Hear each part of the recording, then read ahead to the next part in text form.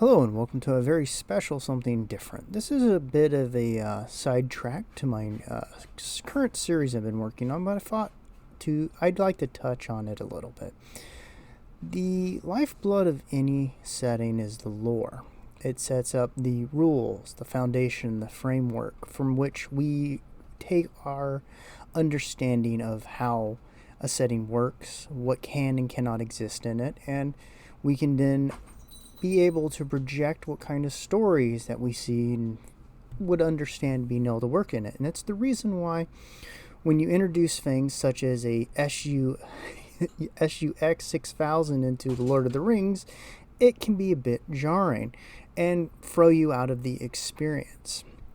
And why I think you come down to it, there is so many people who will honestly attack and diminish the lore of something, calling it silly, calling it stupid, taking every opportunity that they can either belittle it or attack you and make you look bad to really diminish the value of the setting, because they understand that a setting's value, a universe's value, is effectively the lore of it. It is the understanding of what can and cannot occur.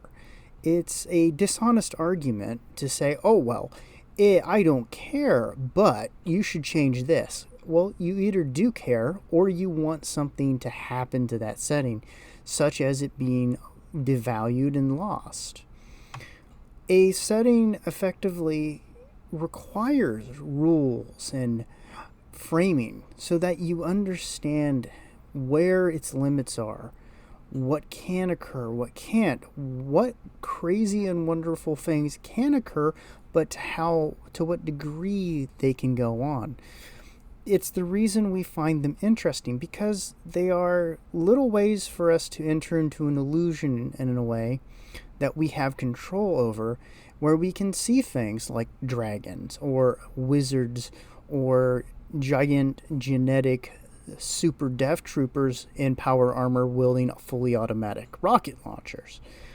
We know that they don't exist. We know it's fiction. We know all of these things, but we value it because it allows us to indulge our desire for something fantastic, to indulge in some form of entertainment, to get away from the world, to have a little fun. And honestly, when people devalue those things, it's because they don't value your fun. They don't value your entertainment. They don't value any of the positives you take from it. And this is the reason why it always comes down to these attacks, and why they're always about demeaning you, demeaning the setting. And honest conversations about, hey, what if we did this? What if we did that? Are not had. Or if they are, they're almost always drowned out by a chorus of people screaming some kind of curse. Effectively, you are a misogynist, you are a bigot, you are whatever it is to attack you so that you shut up and go away so they can continue burning your house down. They don't care about you. They don't care about the setting. And I have said this multiple times, but it's important to understand the value of gatekeeping. It's not about keeping people who are legitimately interested in the hobby, who legitimately want to be part of it, out. No one actually wants to do that. It's about keeping vandals out who want to come in, burn everything, and then steal all the stuff that's not nailed down to the floor. It's about keeping people with ill will from taking part in something that they don't actually legitimately want to take part in, except for a destructive release. And while you might agree or disagree with Arch and other people who have said this, it's worth looking into what they're saying and the reasons why they're saying it, so that you can understand the true reasons why it's important. You don't have to agree with everyone about everything, but when you don't actually stand up and push back against these people and go, you are not needed here, do not need to push this idea that's bad for this setting, it's bad for this hobby, it's bad for people involved in it. Please go away. It's not about being mean-spirited. It's about knowing where the limit needs to be and rejecting ill arguments, contempt, and spite. That's what it truly is. Because if you want something to last long after we are alive, into future generations, you have to straight up object to people who do not care about the setting's values, do not care about the setting's framing, and do not have any value on any of the people indulging in it.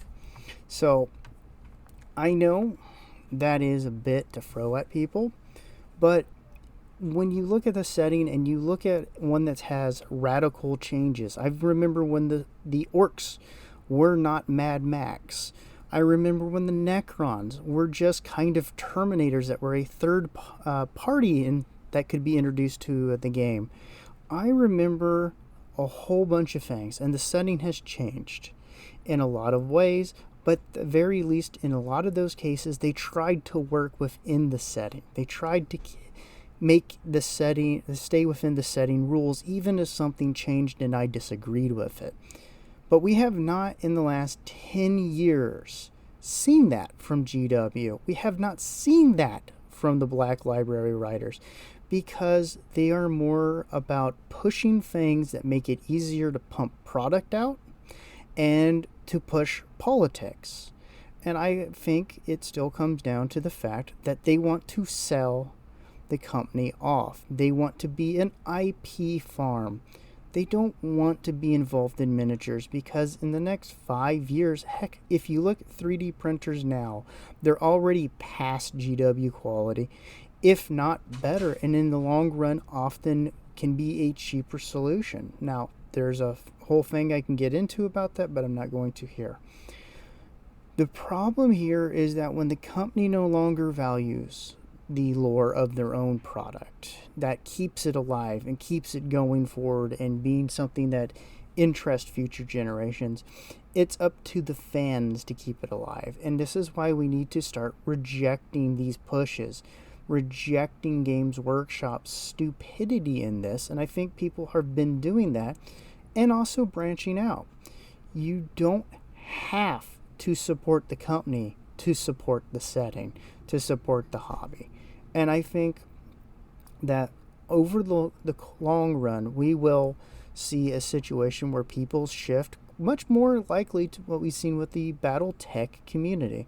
And I think that is a fantastic thing, and I will continue putting out videos and showing people other systems, other miniatures, other products for this hobby, and what you can find, what you can use, and I will try to do more about that, because I have no intention on retreating from my involvement with 40K, but I have every intention on doing everything I can to push forward to protect the customer, who the company refers to in an insulting way as consumers, and to make as widely known as I can, within what little grasp and reach I have, the different marvelous products you can find, the different things you can do to indulge your hobby, and to try to foster people into having their own communities where they get together with people of all stripes that have a shared passion called Warhammer 40K, wargaming, hobbying, whatever it is, that they share that freaking passion, and they are able to continue it even if the companies implode and never make another damn thing involved in these settings. So please forgive me for this diatribe. It is something I feel very passionate about, and I am sick and tired of watching people get trampled on because they enjoyed something. They have every right to enjoy those things. So thank you for joining me. And next week I'm going to be putting out a potential thing on my thoughts for how the Primaris could have been better handled. So I hope that's interesting, And I will get into more products. I'm thinking about talking about my experience with Reaper miniatures and their paint range. If people are interested, please let me know in the comments below. And thank you for indulging me in this. Have a lovely day, and bye-bye.